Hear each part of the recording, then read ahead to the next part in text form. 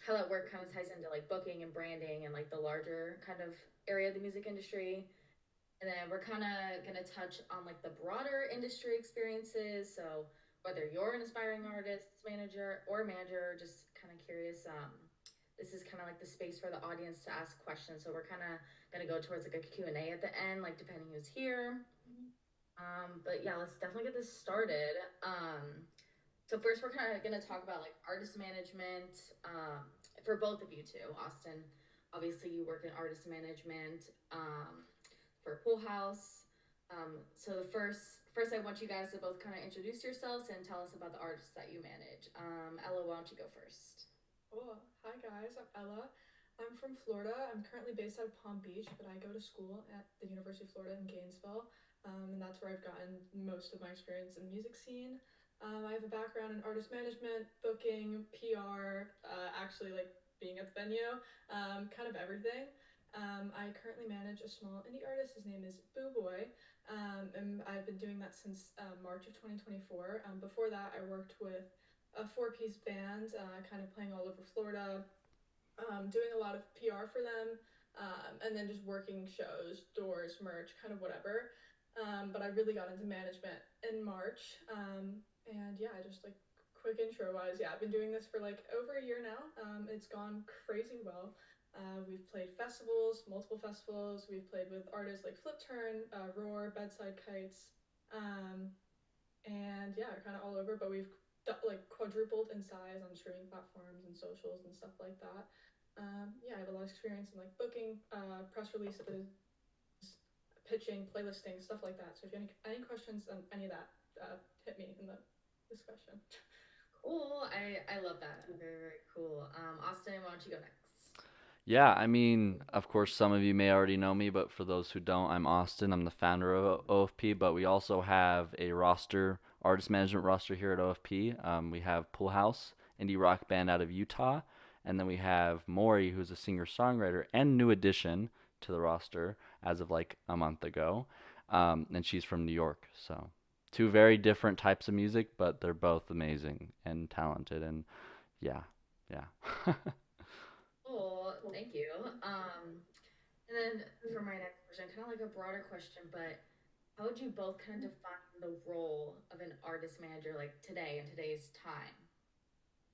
I'll let you go first on this one because my Okay. experience is definitely not typical. I don't think mine's typical either. So, really, for me, I feel like an artist manager, in my terms, that I've learned is completely somebody who is there to support and represent the artist. I know 99%, maybe 100% of the time, the artist manager is who is really fighting for their artist, at least should be, in my opinion. So when, negotiations are happening for record deals or distribution deals or publishing deals, whatever the deal is, even sponsorships, the artist manager, I feel, is there to really support them in having it fair, making sure that they're not getting screwed over, as well as an artist manager is there, especially when they're small, especially on Pool House, Buboy's, Maury's level, where we're kind of their booking agent, we're their PR, we're their marketing team, we're their content managers, we're everything at some point, and I feel like that's pretty standard recently. It may have been different in the past. I may not know anything about artist management, and I'm just like going off my experience, but like completely, yeah, I feel like they're there to support the artists in anything they want to do and really support them in expanding their reach to get them out there in the industry. So that's my opinion, at least. What about you, Ella? Yeah, I definitely agree with all of that. I think one of the main things is just being the person to always keep it real, to just say it how it is, and be able to shoot down ideas, and speak your mind. I think it's very important to be that person. I feel like a lot of artists, they'll have their friends that are always gonna back literally whatever, and I think it's really important to back your artists and be that person, believing in them and pushing them.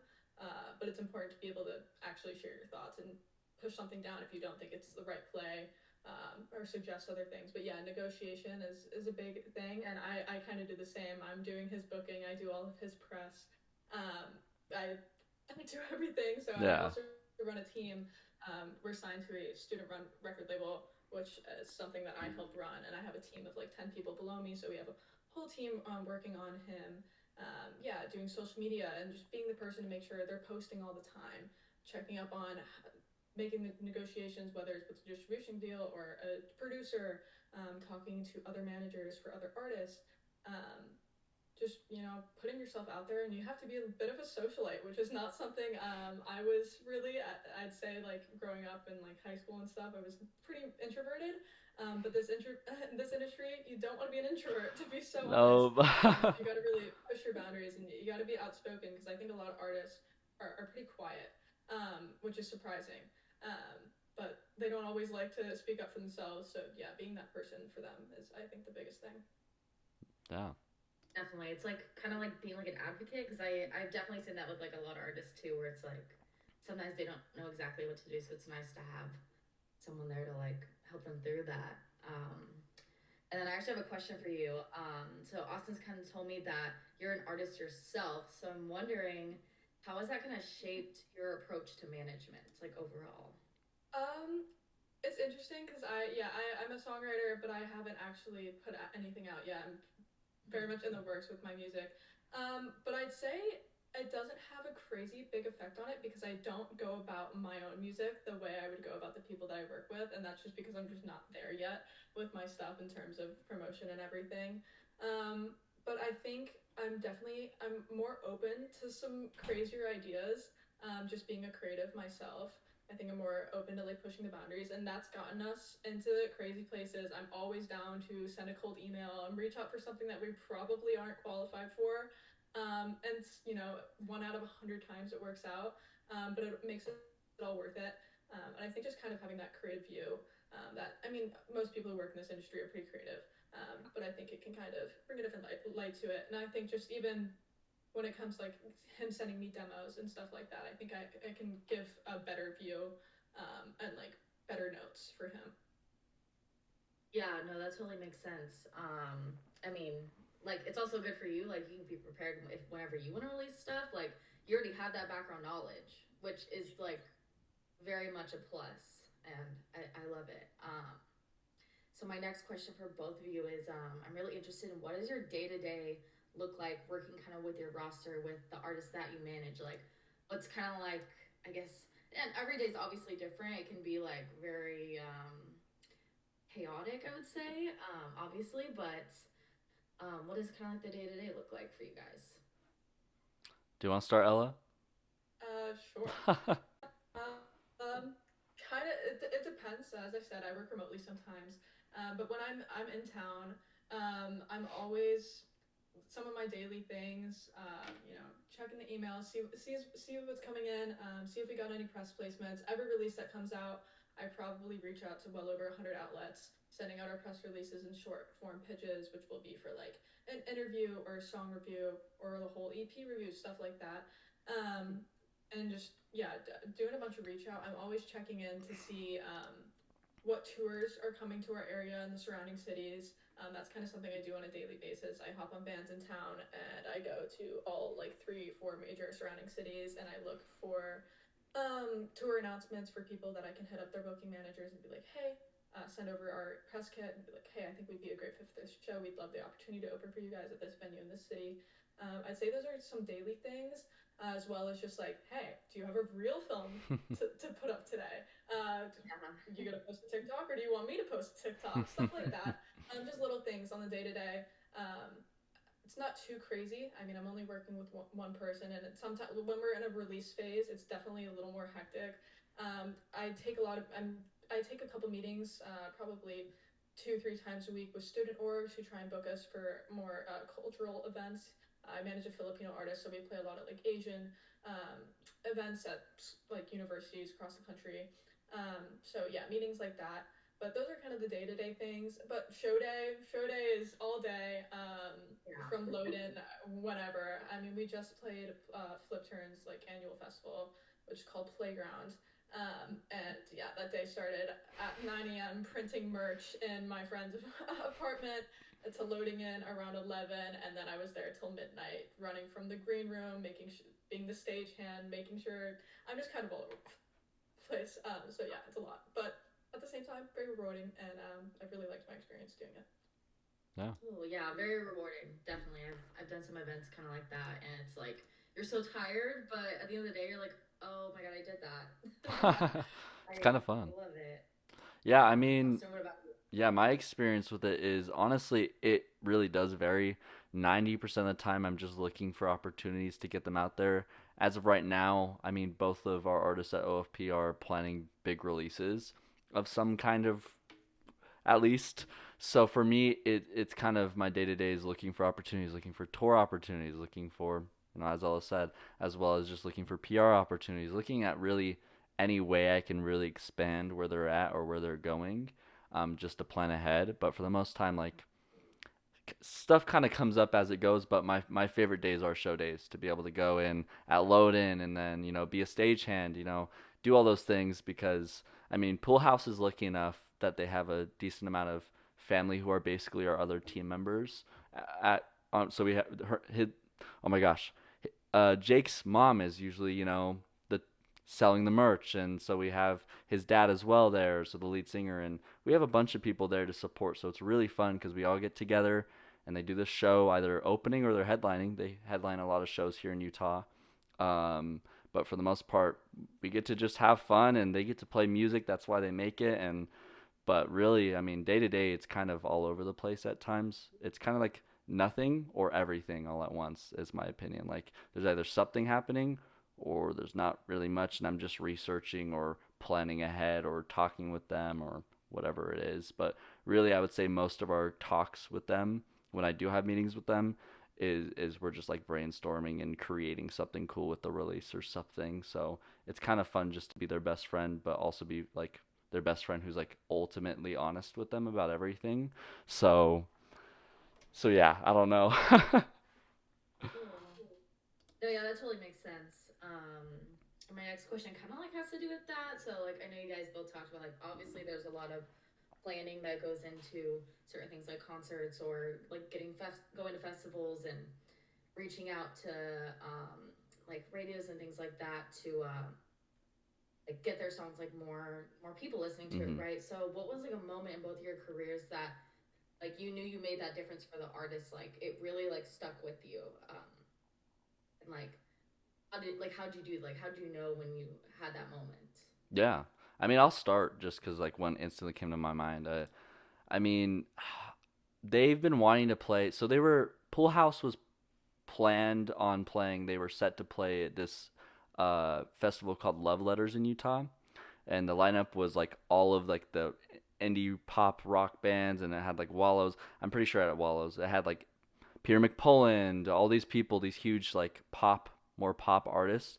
But Utah's not really built for the pop artist scene. We're really indie compared to a lot of music scenes, and so got it didn't end up happening, unfortunately, even though the lineup was crazy. And Pulas was actually a local highlight on there, and it didn't end up happening. We were like, crap, that was going to be a moment for them. And I actually started managing them right as that was happening, so we had to navigate that. And a big thing was I actually called with a connect of mine at the company who runs those festivals. We also have like the top indie festival, and I think the country called Kilby Block Party.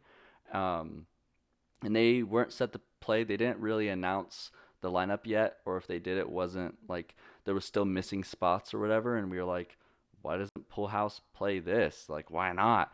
And so I was able to actually use my connections to actually reach out, and they're like, not really. They don't really fit the bill. Like, even though they do, like, I don't know. They both of the booking agents, well, booking managers, they were like, nah.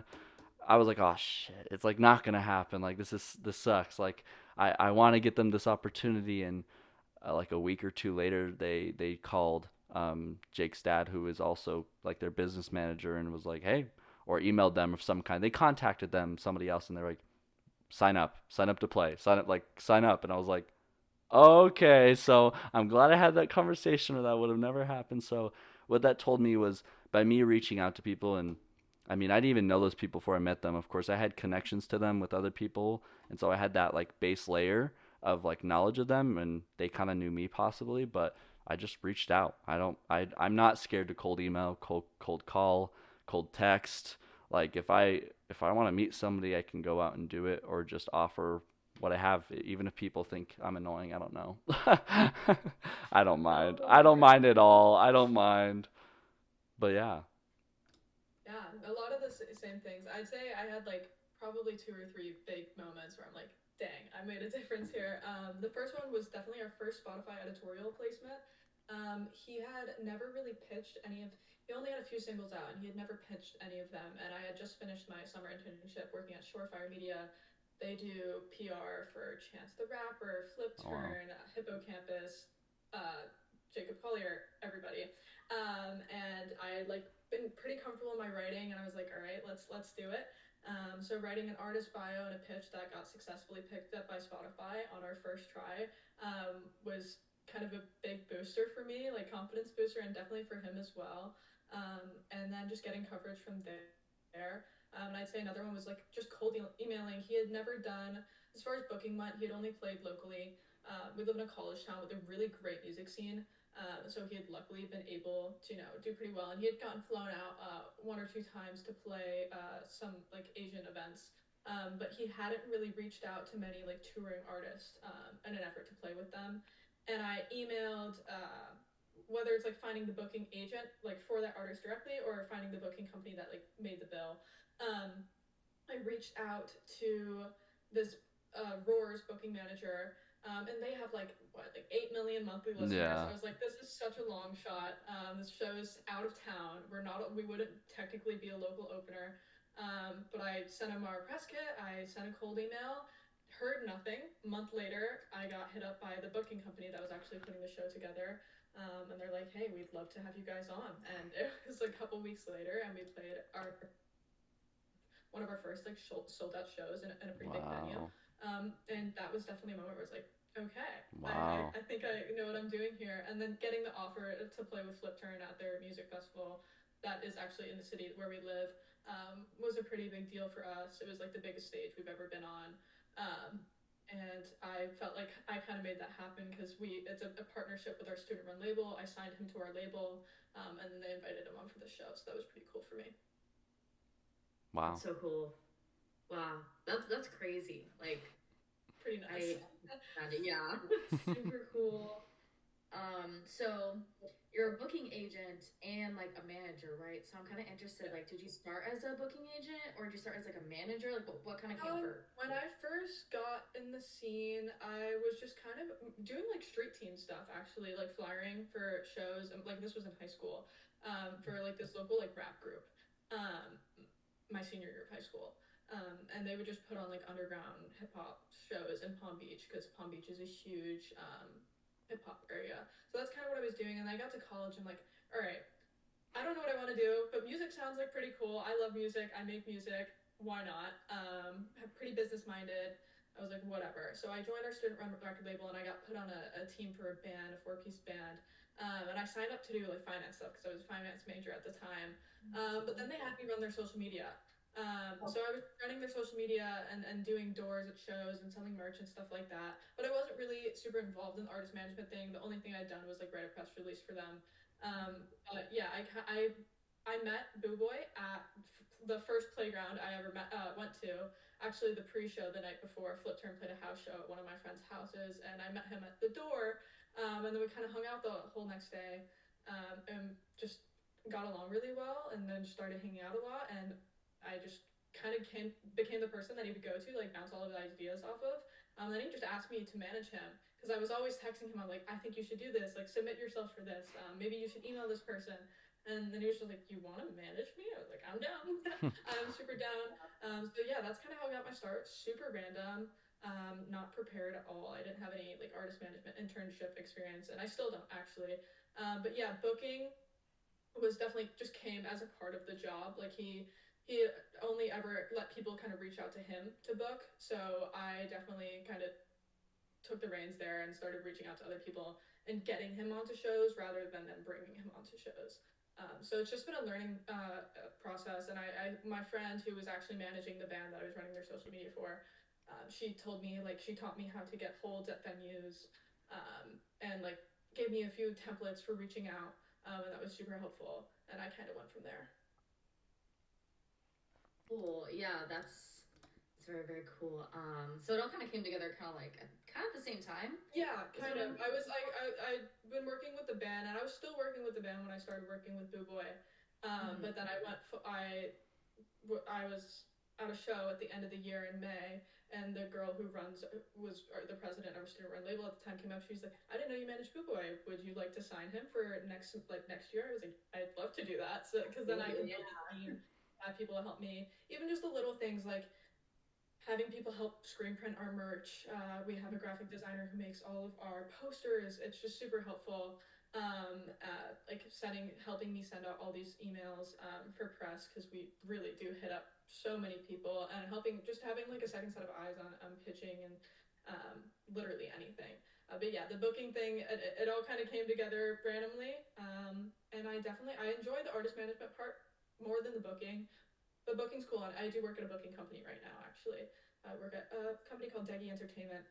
If Mhm. you've ever if there's a big artist at your college, if anybody watching is in college, they probably booked it. They do literally everything: festivals, random events, to corporate events, absolutely everything. So that's what I do right now. Cool. Love it.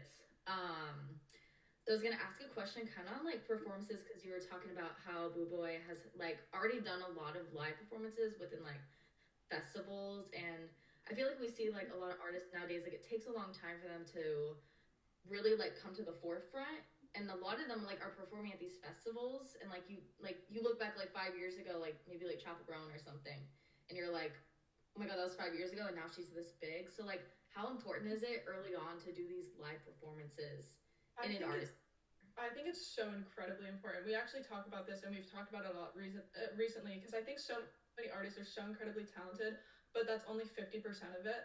I think stage presence and being able to put on a good show, crowd work, and stuff like that is so incredibly important. And I think it's a barrier that a lot of artists can't get past. And it kind of keeps them stuck in this like box of being an internet artist, like being a TikTok artist. You can't get Yeah. past just like making the Yeah. videos. You can't like build that connection where people are like obsessed with you and they want to spend money on your things, on your merch, because all the money is coming from merch and touring. Mhm. Streaming, like, unless you're massive, you're not really pulling in a lot of money there. So I'd say it's super, super important. And luckily for him, um, we we live in a town with such a great little music scene. It's not like overwhelming by any means, but there's so many opportunities. So I'd say like he started playing open mics and like shows in high school, and then after that he played his first like real show, I think in like September or October of 2023. And then we've just been doing like 2-3 shows a month since then, whether it's to 100 people or 700 people. It's just experience. And I think once he gets to the point where he really grows his audience and he's doing his own like headlining. We've done a few headline events, but like if he's really doing a headlining tour, he's just gonna have that stage presence and confidence that like a lot of artists lack when they because I feel like a lot of people break to the scene really quickly because they blow up on social media and then they're just like there and Yeah. they have to do it and they're just not ready. Yeah. And I have a feeling that's not going to be the case for us. I'm really happy with that. Yeah. And I completely agree with everything you said. For me, like, thankfully, Utah is literally like the indie scene in America for some reason. We have the Backseat Lovers came out of like Utah. We've had huge bands, the Moss, like all sorts of indie bands come out of Utah, and like even just other bands like Imagine Dragons and all these people. So I feel like we are definitely a breeding ground for like really cool indie bands for some reason. It just people who are here just are super indie. Even the style, like if you come to Utah, you're gonna be like, wow, this is like not what I expected at all because everyone's dressed so indie or whatever it is. So it's like very indie. And of course, Kilby Block Party is just a whole nother representation of that. And so I mean, with Poolhouse, they're very lucky because they're an indie rock band. We have some like punk inspirations in there now for this upcoming release, hopefully. Not hopefully, it's yeah. So I mean, we're pretty lucky that we have the local scene. But my biggest thing that I was told, I actually just talked with a booking agent about Poolhouse. I was like, how do I get them to that next level? How do I get them to that level where we need a booking agent, where a booking agent even wants us? Like how do I get there? And he was like, well, you're lucky because you're in Utah because it's very close knit. It's very everybody knows everybody, and especially in the scene, it's very very much like everybody knows everybody. Like you can't kind of escape anybody. So a big thing is they're lucky because everyone their listenership is basically 90% Utah. So we have the Nice. local scene on lock, but my biggest thing that I know artist managers should do is focus on the regional. What about the state next door? What about, those things will actually propel you much farther than your local scene. I've heard like people talk about like your local scene is like kind of the final place you should probably focus on sometimes. Like that I've heard that many times throughout my career. So a big thing is 100% finding that regional scene as well because we have Colorado, we have California, we have Oregon, we have all these states by us, but can they sell out a show there? Can they even get a show out there? That's something I want to do this year is definitely get them to that place because unless they're selling regional, booking agents won't really want them, unfortunately. So it's just like creating that. I don't care if it's 100 tickets or if it's 1,000 tickets. It's something. It's something regional. So yeah. Yeah. Yeah, that totally makes sense. And over time, like definitely like artists like grow no matter what. I feel like they don't like unless they choose to disappear, then they're always like there and that growth just keeps coming, you know? And so kind of keeping on the topic of for these shows and these tours, I don't know if Buboy has been on a tour at all, maybe just like shows, I think. Yeah, Um, just one off so far. Just oh, because so far. he's a student, so being able to like actually do it is kind of hard. But yeah, continue with your question. Sorry. Oh, you're good. And then Pool House, have they toured yet? I think they've. I think that they've definitely done regional shows, but they have not toured. They've done like festivals and different things in other states, Yeah, but nothing major. I don't think that I know of. So nothing yet. makes sense. Nothing yet, I should say. Nothing yet, exactly. So I guess for these shows, not tours, then, like, how do you kind of like prepare them for these shows to kind of, like, not even just like getting them like hyped, but like, what are like the steps you take to like make sure that their show goes well and, what they're gonna say, what they're gonna sing, all of that. I mean, Um. Oh, you go. either of us can start, but I mean for Pool House, I feel like it's completely they have their really own system since I've been managing them. I've gotten to go to like we've had a decent amount of shows since I started managing them 7 months ago or something like that. Um, Mhm. but really every show is kind of the same. Of course, load in and but really for them preparing for the show, they of course have their own. They warm up and they do all these things. But how I support them is I'm there for whatever they need. I'm there for to manage crisis management. What if the merch doesn't come? Oh, well, what do we do then? Well, I'm gonna go Uber and get the merch. Or oh, crap, Sure, like I'm yeah, really yeah. tired. Well, I'm gonna go get you coffee. Like I've had so many times where I was literally running through the city. We just played with Cardinal Bloom like a couple months ago, and we were all sitting there. Even I was getting tired. I was like, dang, this is a long load-in process. Like we've been sitting on this couch forever is what it feels like, and I was like, well, there's a Starbucks right down the street, and I don't like Starbucks, but I was like, we need coffee. So I ran and got coffee. So really, I feel like as a manager, I'm there to support them in wherever they need. But really, it's like the artists will find their groove for the most part. And I feel like especially Pull House, they have the process that they do and they rock. Like I don't think I've seen like a really like I've seen bad shows because of like just the sound or it wasn't set up like we've done like just whatever shows like we just do shows. But I mean that last show was probably one of their best shows I've ever seen just because they were just rocking. Like the crowd was into it and the crowd is also make or break, but that's another whole nother topic. But really that I feel like artists have their like kind of vibe and I'm just there to assist and support them in having a good show, making sure things are handled for them because, yeah, that's my opinion at least. Cool. Yeah. Then Yeah, what it's is Yeah, I'd say for me, like they definitely have their own process. Boo Boy's actually his band is made up of his friends from high school, which is cool because cool. they all go to school here and they kind of stuck around. But again, they didn't start playing shows until they were all in college. So I'd say they definitely have their own process, and it's a lot of just yeah running. I kind of let them do their thing when it comes to rehearsal. Mhm. They always just run through the whole set. He's always doing his crowd work in rehearsal. So he kind of plans out everything he's gonna say. Sometimes he rambles a little bit on stage, but we have to time everything out. You know, you only have whether your set's 30 minutes or an hour, you still have to have everything timed down so you know you can actually finish the songs you're gonna play. Because we've had a few shows where we definitely went over and into the next person's like setup time. And that's just like not okay. So Yeah. you really have to be prepped for all parts of it, whether it's like how you get on stage, how you're setting up all your equipment, what you're gonna say in the middle of your set, how you're gonna introduce the band, absolutely everything. You got to remember to tell people to go buy your stuff, and like sometimes it's a little awkward, so you kind of just have to do all the things. But yeah, definitely. Playground, my artist guitarist was like, "Hey, can you go grab my pants? I forgot my pants." So I went, and he showed up in pajama pants. So I had to run and go get his pants before, like, literally 10 minutes before he got on stage. Bringing Chick-fil-A like before the show because everyone's hungry and they've been driving forever. Mhm. And just random stuff like booking the Airbnb, booking flights, stuff like that when we do occasionally play out of state. So just Mhm. all over the place.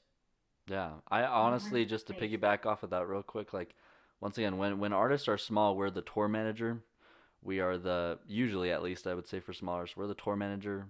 We're the everything basically. We're kind of the glue at times because artists are artists and they should be able to be artists without having to think of everything all at once. So we're kind of here to support them in all of that process. So yeah, but moving on. Yeah, for sure. Yeah, it's definitely a process. So like when they want to like kind of create their brand and stuff, like how do you like assist with that and work with them? Because obviously like you both can have different ideas and like sometimes you're not gonna agree, sometimes you're really gonna agree. So like what's kind of your process within like building their brands? I mean, I'll start like I feel like I came into Pool House's kind of redemption, not redemption era in the sense of like they were redeeming themselves. Like we kind of switched their branding when I started working with them. So at least for Pool House, and I haven't talked about much about Mori unfortunately, but I'll bring her up too in this. Like for Pool House, I mean, they're kind of going through with this new release. They're kind of switching things up. It's still very similar to their branding, but I've been there to bounce ideas off of them, say what I think and say what they think. But at the end of the day, the artist's vision should be the artist's vision. If I'm kind of the vision, then there's something up in my opinion. Like the artist, in my opinion, should completely have their vision and create. That's they're an artist. Go create their branding, and of course we have graphic designers at OFP who assist with graphic design and anything else creative related. Um, Love Stella. You guys may have met her in the intro panel, but really, it's their ideas and we just create it and bring it to life in whatever way they seem fit. Like the branding for Pool House's upcoming project is actually so funny and cool and like nothing I've really ever seen. Even the name of the project, I'm like, why the hell would you ever name it that? But I'm like, it's their vision, it's their thing. And same with Mori, like, but Mori's really on top of her stuff. I know she's gonna make it far just because of course I know Pool Houses too, and I know a lot of artists are, but Maury's a different breed when it comes to doing her stuff. She's basically her own manager. She's of course has a background in marketing, but she really is her own beast. Like I'm just there to kind of like assist her. Like I'm holding the bag. Like she's like very much on her shit. And so she's really amazing what she does and she has all of her branding together. She has her entire vision together and I'm just here to support her and bring it to life. Once again, bring it to life in whatever way we can through content, through the people we choose to work with content and different things. So really, I mean, it's kind of really their responsibility, but it's my responsibility to support them and making sure we can make it a tangible thing, not just an idea. So that's my opinion. Yeah. Mhm. Yeah, I definitely agree with the majority of that. And I think just, yeah, always being the person to be able to bounce ideas off of. I'm with going into this is his first EP. It is dropping on the 28th. So he's never dropped a longer project before. He's been single, single, single, single. But we're definitely going through a rebrand. I'd say his earlier music was definitely more indie pop, and we're leaning into indie rock now. So making a cohesive process, deciding what songs really fit and cohesive project, deciding what songs really go together, and make a good EP was something that we had to focus on. Making our branding more consistent, choosing a color palette. Red is what we throw in everything. Red is just his favorite color. It's his thing. He's a big Spider-Man fan. red is everywhere. So yeah, making a color palette, making the graphics, and then content, I think, is the biggest thing. Just being consistent with content, and trying to have like a specific style that's kind of, recognizable. Like that's a Boot Boy video. Is something that we've definitely tried to focus on. Just so you know what you're getting out of him, and you kind of know what to expect in a little way, but you're always still a little surprised. Because I'd say we're definitely trying to break out of this box. In the beginning of his career, he definitely catered towards the Filipino audience, and was, doing a lot of like comparison slideshows to like bigger Filipino artists, Grant Perez, stuff like that. But we're trying to break out of that box because I truly think his music can grow so much past that. We do have a bit of an international audience. Like our Spotify artists will definitely show a majority of America, but it's kind of all over the place. And we're just trying to break out of that box. Like we don't want to just be, an Asian artist catered towards Asian people. Obviously, like good and all good, but like we want to. I truly think he can be something massive. Mm-hmm. So we're just kind of trying to create consistent branding that appeals to more than just like one group. I completely agree, and just to once again piggyback off of that, like with Maury, she has like a decent amount of listenership in London. Like she's able to, if she wanted to, go to London and do shows. I think she may be planning on it. Like there's so much opportunity other than just, this is not about branding, but there's so much opportunity other than just America. When a lot of American artists kind of put themselves in that box of like, well, I'm in America, so I can only really do America stuff. I'm like, no, there's people from all over the world listening, and of course, it is a little harder to get. I mean, it may feel like a little bit harder to get international listenership. Like, it really is. People will find your music if they want to. Like, it's not about where they're at in the world, but if you can cater to cater to all audiences. You don't have to stay in a box. If you stay in a box, you're kind of just going to be complacent and like not really. I mean, the cool thing about artistry, and I think throughout of all artist music history, is the people who make it do not put themselves in a box. Other people might, but they will never be like, oh, I'm stuck right here. Look at Beyonce, she did a country album. Look at Post Yeah. Malone, he did a country album. Like, why be the norm? Why just break the norm? Who cares? Like, do what you want, create something cool, because that's what people are gonna like, is creative stuff. Like, yeah, so that's just something I wanted to slide in there. It reminds me of like the brat phenomenon. Yeah. Like that was what an insane, like not even rebrand, but just like putting herself out there and like just doing what she wanted instead of like catering to what definitely people wanted her to be, which was like I feel like kind of like the boom clap esque era. Just a little more like her style, obviously, and like look how big she is now. I mean, she was big before, like I've known her since then, but like now everybody knows her. Yeah. That's definitely like so important to just like do what you want to do, obviously. Like yeah, I that's what I like really think of. Like when that came out, I was like studying that. I was like, I like how like that was so effortlessly perfect. Like I can't even describe it. So kind of moving on to the next topic, kind of like a different area of the conversation. Um, what is like one of the biggest challenges you faced as a manager, and how did you kind of navigate it? I think getting comfortable voicing your opinion, especially when you're working with someone new, can be a little scary.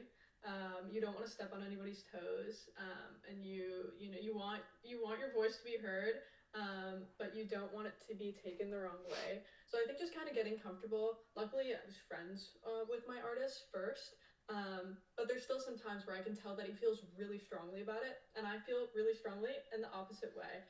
We got an offer to play this music festival in April, but we have so many shows in April.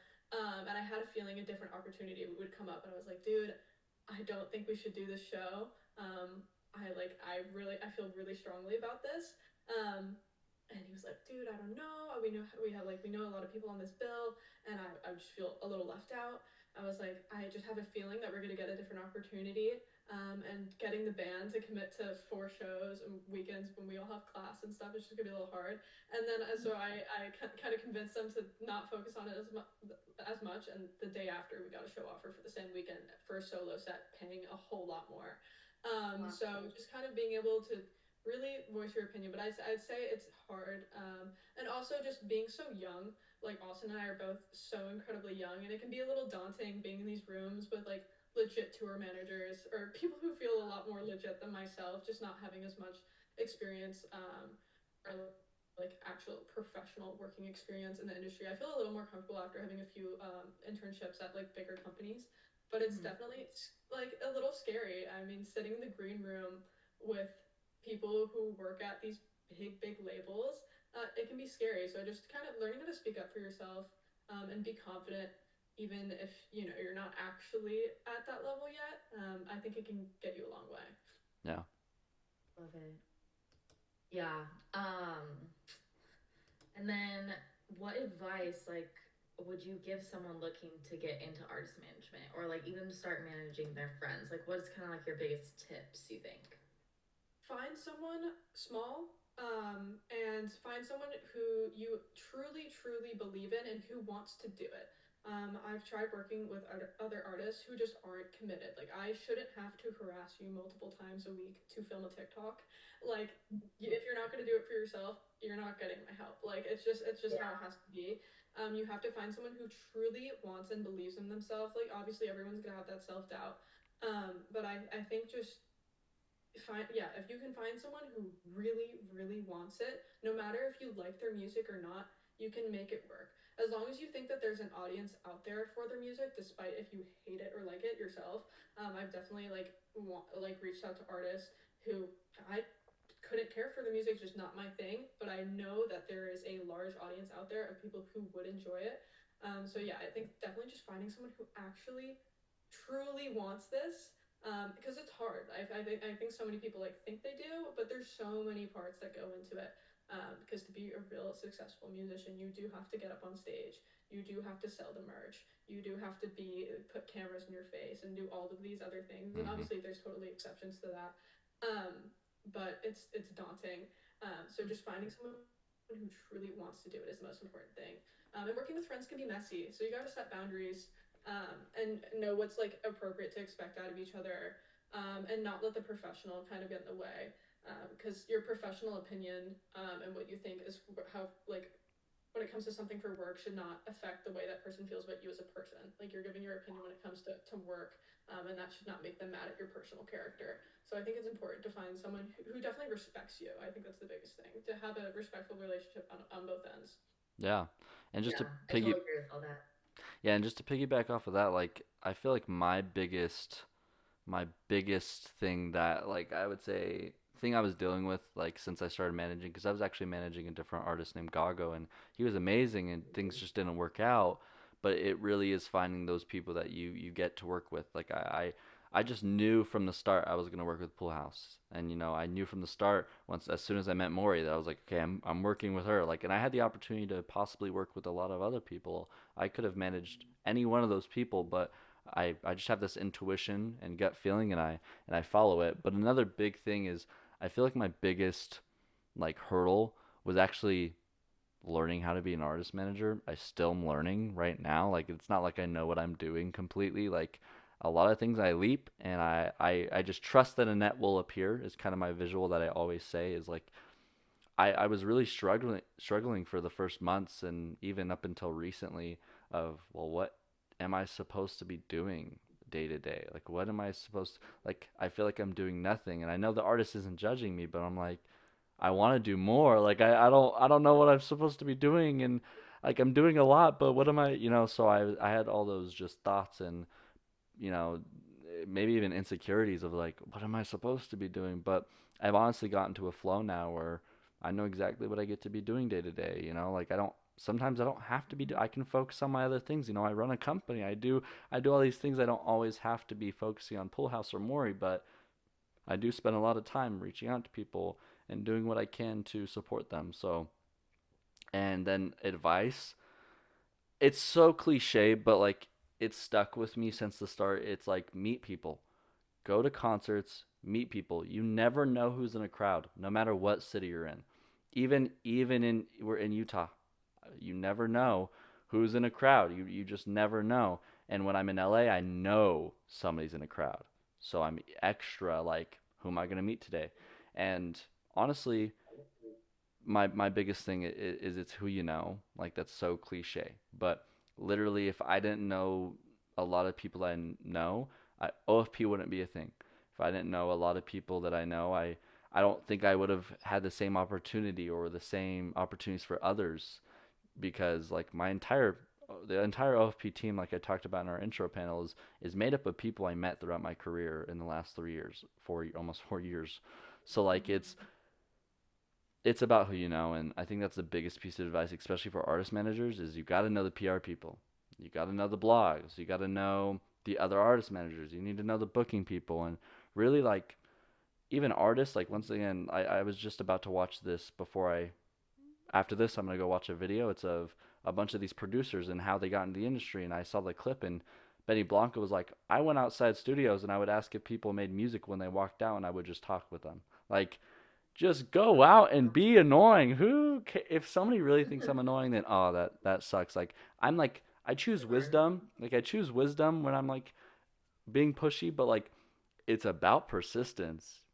If you want it, you're gonna go get it. Same with an artist. If they want it, I promise they'll achieve it on some level. They may not be the hugest artist. Maybe that's not meant to happen, but they will achieve something. And the more persistent you are, the more you'll achieve. I think so, in my opinion. But yeah, 100%. yeah, Yeah. I definitely like agree with all of what you just said. Like for sure, and I've seen it happen like so many times with so many different artists too, and it can literally happen to anyone. So, and I'm confident it probably will for both of your or both all of your artists that you guys are both managing.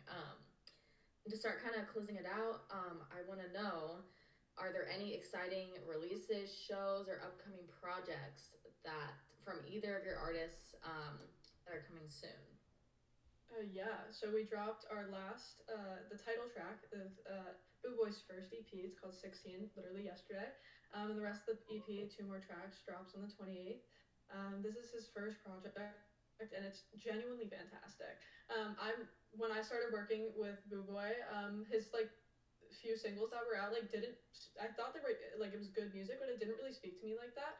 And I'm genuinely such a big fan of this project. I have it local filed on my Spotify and I listen yeah, to it all the time. yeah, It's awesome, and it's just on such a different level in the production. And we actually worked with producers this time, and he's been mostly self-produced in the past, or actually completely self-produced. And a lot of this project is still self-produced, but he's just grown so much as an artist. So yeah, we have that coming up, and we're always playing shows. We play, like I said, like 2-3 shows a month, which you can keep up with on his Instagram and stuff like that.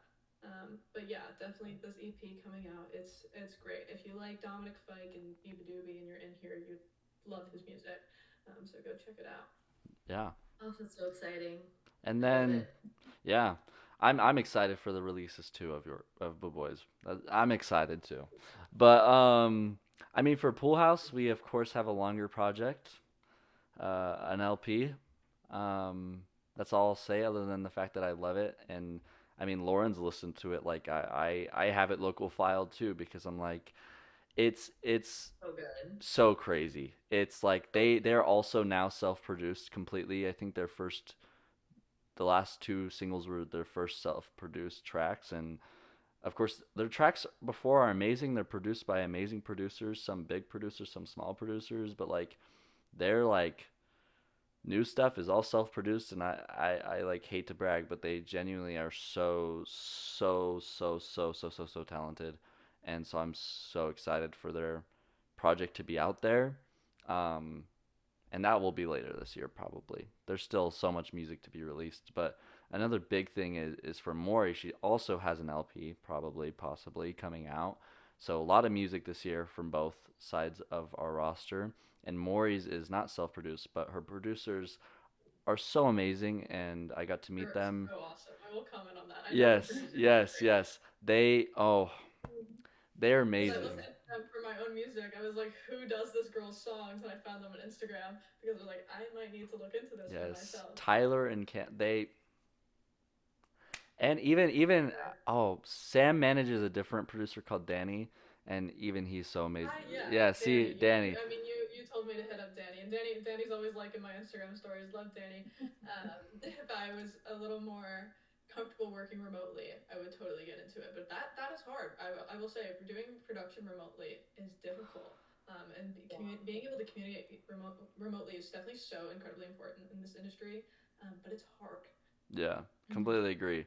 So anybody who does it, you're a trooper, and completely once again with Maury, I just listen to all of the tracks all the way through. I've been listening to while I cook. Same with both projects. I've been listening to while I cook, while I drive, while anything, just to get different vibes. Even when I just sit down like in a ball and like cry, hopefully. Like I just I do it all. Yeah.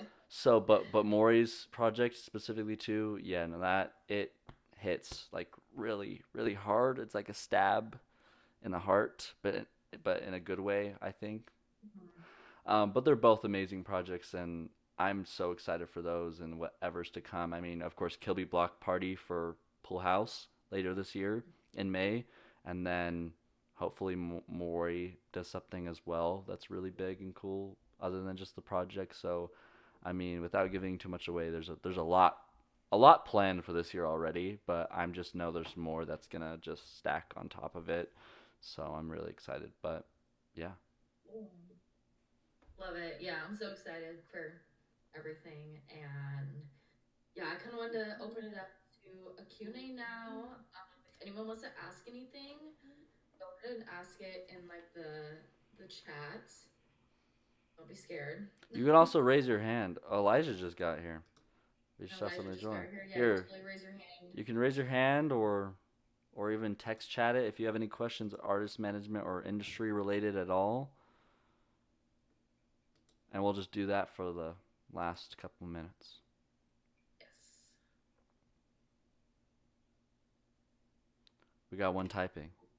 I see that. Elijah, I know you're a little late, but if you have any artist management questions, let us know. Yeah, hit us. Ask us anything. Maybe not anything, but anything. Depends.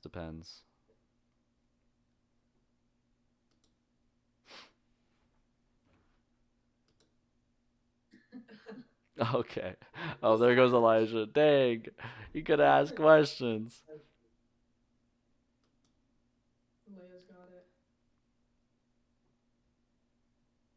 That's a Perfect. So, good question. That's a good question. Go ahead and ask it, Lauren. We'll say it out loud. yeah, you're good. What was it like getting your start and finding opportunities or even making your own opportunities? Yeah, I'd love to take this one because mine was just really getting myself out there. I was such an introvert. I mean, silent growing up. I've always been such a big music person, but I did not like talking to people. And when I got to college, it's just forcing yourself to do it. Literally, force yourself to go to shows, go to the local shows, talk to anybody, talk to whoever's running the merch table, literally just talk to people, DM people on Instagram. I introduce myself to artists and managers all the time just through Instagram DMs. I'm like, hey, I am an artist manager and booker based in Florida. If your artist is ever coming or wants to come down south, please let me know. I'd love to get them on a bill. Just really putting yourself out there, I think, is the biggest thing. Like getting your start and finding your start, you really just have to do it for yourself. And for me, I was lucky to kind of be in a small scene, which made it a little less daunting. But yeah, getting my start was fully based on just me telling myself that I needed to not be scared anymore and I needed to show up and show out. And that was just pretty much talking to people and applying for like random things. You see stuff online, apply to internships. Submit yourself for things that you don't seem qualified for because you never know. The amount of opportunities that I've gotten where I was like the youngest person by a crazy amount just because I decided like why not. Um, it's kind of crazy. So just putting yourself out there and trying to get into places where you don't actually think you should be is the biggest thing. Finding opportunities. The biggest, I think, if you're looking for like real job experience, get on roster. It's spelt without the e at the end. It's a music industry job board. I'd really recommend going on there. They post a lot of remote stuff too. So if you're not in a big music city, because it's hard to find stuff when you're not in Nashville, LA, or New York, it's really Yeah. difficult. So definitely get on roster. And just put yourself out there, even if you don't think you're qualified. You never know. You might be more qualified than the other people applying. And just, yeah, creating your own opportunities. Even if you like I started working for the smallest band ever. They had a couple hundred monthly listeners. Like it wasn't anything crazy. I just found someone in my local scene who needed help with their TikTok, and that's kind of how I got my experience started. And then I just applied what I did to my resume and started applying to real things, and it's just kind of grown from there. So yeah, just put yourself out there, and do what you think you shouldn't do sometimes. Yeah, I completely agree. It's completely you got to be self-made. I mean, I talked about this in the intro panel, but I dropped out of high school. I'm not going to college, and I had to make my way very untraditionally, and I think the music industry is moving that way anyways. Less and less companies are requiring, of course, it's still recommended, but it's not required to have a degree anymore, which is insane to me. And of course, internships are still barred by needing school credit, but really, there's so many opportunities out there for volunteering for people. At the end of the day, being self-made is also, if you want to get into journalism, go make your own publication. Start now. Go write. Go staff write for people. Go whatever. If you want to be an artist manager, find an artist. Start. Just go. Just go. Whatever it looks like, and you'll learn as you go. Hurdles are meant to be jumped over. They're not supposed to stop you. You know, you're meant to jump over them. So why not Yeah. start going and going and going and going? And if it doesn't work out, find something new. But really, why not try just because you want to? Like, there's so many opportunities, and I feel like there's so much knowledge out there that there's really sometimes not a lot of excuses anymore because the knowledge is out there. Go ask ChatGPT to give you a college level course on the topic, and it will. It will give you the coursework and everything. Like really, though I don't think people should rely on AI. Like it's an amazing tool, and there's so much knowledge in books, podcasts. I listen to podcasts daily because there's so much knowledge out there, and even coming to these events, joining a street team. There's so many out there. Of course, we're a smaller one right now, but there's lots out there. There's lots of opportunity. But I see somebody typing. So yeah, I agree with all that too. Cause like I'm definitely going in a different area than artist management. I'm doing more like event planning and stuff, especially with my job outside of this. And like everything you guys have talked about, like I've already learned more. And I'm not even doing that, but it helps assist to also like what I'm doing too. And just from being here, like, cause I mean, you just have to like definitely put yourself out there. It's very, very important to do it. Like, doesn't matter what anyone says about you. Like, who cares? Do what's best for you, you know? Yeah, So, completely agree. Any more there's so much. questions? Oh, there is another one. Ooh, that's a good question. I'd say a lot of bands have.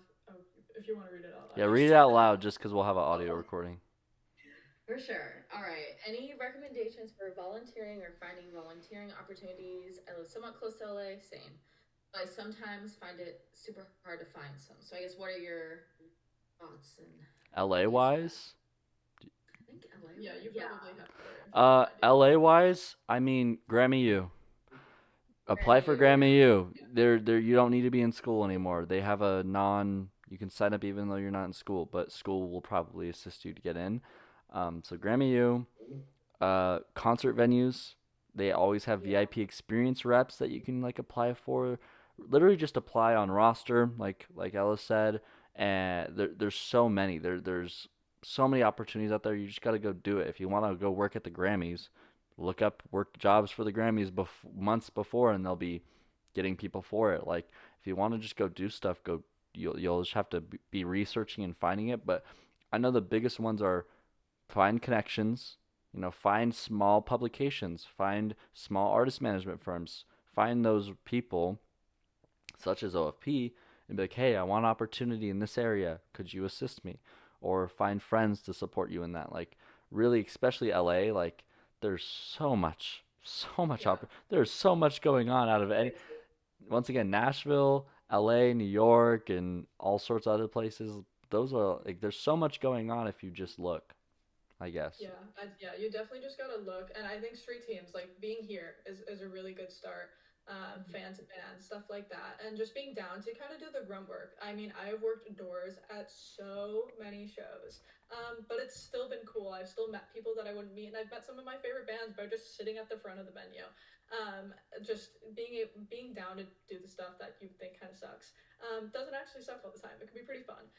Yeah, and roster is such a good tool. And you'll find a lot of your favorite bands, maybe if they're bigger, they might have street teams themselves. When they're going on tour, they'll ask people, and their management will have you promoting or going around town flyering, stuff like that. One of my favorite bands, they're called Flip Turn. They have a street team that you can join through their Instagram, and then when shows come around, they'll ask people to go flyer for it, and help them with the promotion. So just, yeah, looking kind of anywhere and everywhere and just putting yourself out there. Rosters definitely, yeah. He just dropped the link. Rosters awesome. And also LinkedIn. I follow so many people on LinkedIn, and the amount of things that I just didn't know exist that came up on my feed just from the people I follow. Finding people who are kind of like in the realm of what you want to do for work, following them and like looking through the connections and just seeing what people are doing, you'll come up with ideas that you never even thought of for yourself. Like, oh my god, that sounds really really cool. How do Yeah. let me look into that. They'll Yeah. post jobs. There's plenty of people who just repost everything and anything, and just having that come across your feed can be really helpful. So yeah, LinkedIn's a big one. Just find and connect with people who, whether it seems really interesting to something you want to do yourself, or you just think they're well connected in general. And 1824 is another big one if you're in Mm-hmm. college.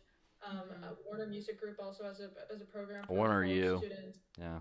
Yeah, Warner U. Cage Live Riot, Nation. which is a distribution company, has a big program for college students, and a lot of these, Live not Nation too. only Yeah. yeah, Live Nation, not only just like internships, like Sirius XM, literally all of them, they have programs that are geared towards college students, whether you're like a campus representative or an actual intern towards for them. So yeah, just finding. You just gotta search, and it can take a while. I think I got my first internship. Also, being down to take something like a job and something that's kind of like related but not totally in music. My first internship was just a marketing internship. It had nothing to do with music. It was more social media focused. Mm-hmm. Honestly, wasn't that interested in it. But just getting something on your resume is better than nothing. So if you can just get something and then kind of combine it with like volunteer experience, you can definitely get your foot in the door. But just apply to everything. I think I sent in 60 applications before getting my first offer, and I don't even think 60 is that many. So just being down Yeah. to try and fail, and not let it kind of turn it all off. You just got to try.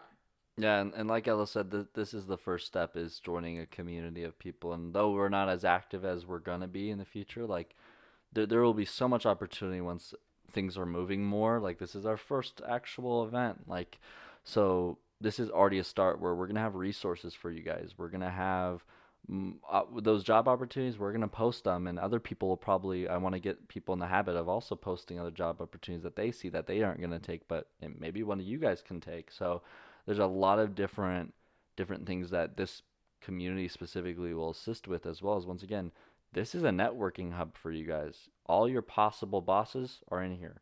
All your possible, coworkers in the future or connects in the industry. I mean, I promise the music industry is so small but so big, but like genuinely, I mean, look at me and Ella. Like we know the same people, but it's only been so long since we finally met each other and like started talking. So same with Lauren. Like I have had friends with Lauren forever, and then we met each other. Like there's so many people that are connected, like one person away from you, and then all you got to do is just find those people and find people to collaborate with. So there's a lot of different opportunity and stuff like that. Yeah, I just dropped this girl. Her name's Taylor. She has a big Slack community where she just posts, everyone just reposts job opportunities, and it's full of music industry like creatives and professionals. So that's definitely a great resource. And if you find her, you can just go to her Instagram and find her LinkedIn by looking her up. Yeah. But she reposts like literally everything, and she also has a ton of, like, she's a big following on there. And she's just always opening up opportunities for people. So that's been a great resource for me actually, is Taylor. Yeah. Actually, no, I Taylor. love that. She's amazing. Yes. Okay. I'm definitely following her. That's so smart. So smart. Any other Yeah, questions? love LinkedIn. No. Perfect. Well, nope. If nobody else has any questions, then we can wrap this up soon. But thank you all for coming. I, I mean, thank you, Lauren, for hosting. Thank you, Ella, for last minute being our Yeah, thanks guest. for having me. Thank you. Thank This you. was really fun. Yeah, so I'm really excited for, everything that's to come with our artists. Make sure to drop his stuff even in our general chat. Like Oh yeah, go in that definitely. general chat and I'll ping everybody or something. I don't know. But I'll drop his press kit in there yes, even so the you can see it. there we go. That's even better. And so Or in I'm general chat yep, or stream chat. literally you can general chat if you'd like. And then everyone can go see that when they want. But really, like, I'm so excited for what's to come. This is just our first event. Um, it's definitely going to be much more in the future. We have like over 100 members now, but we need over 100 members that are active. So that will be fun once we have 100 members that are active. So I feel like I'm going to post this video for free again before we start paywalling it. I Mhm. honestly feel like it'd be really cool for, since there wasn't a lot of people showed up, that why not have them watch it and be like, oh, okay, maybe I should come to events. I don't want to miss this because if I paywall it, so we can fund some projects for you guys, like they're gonna be like, oh wait, I'm missing out on these cool insights and things, and it was like basically a podcast. So I think this is really cool. The first event done with an amazing guest, by the way. Guests, both me, Yeah, Lauren, that, everybody yeah, here. it's just really fun. Yeah. Okay. Yeah. Lauren, you have anything else to say before we go, or Ella, or anybody? Yeah, I just want to say thank you both. I mean, you both are just like so powerful, like especially like in this industry. Like I think you both are gonna go very, very far. And thank you Thank so you. much for sharing all your information. It's very, very knowledgeable. And yeah, I love it. I love it all. Thank you. And I'll drop my name in the chat in case anyone wants to go find me on Instagram or stuff. Just follow, DM if you have any questions. I love to yap, and I'm always happy to Yes, talk she with people does. all Yes, because she I just does. like talking. So, Definitely. I so think feel we all free. do. Me and Ella are very similar, and we just talk. So it's fine. We're the perfect I love duo it. for this panel. Is what I'll say. Dude, whenever you need me, I'm Of so down. course, This was of really fun. course. We'll have to do more. But other than Yes. that, I think that's it. So yeah. Cool.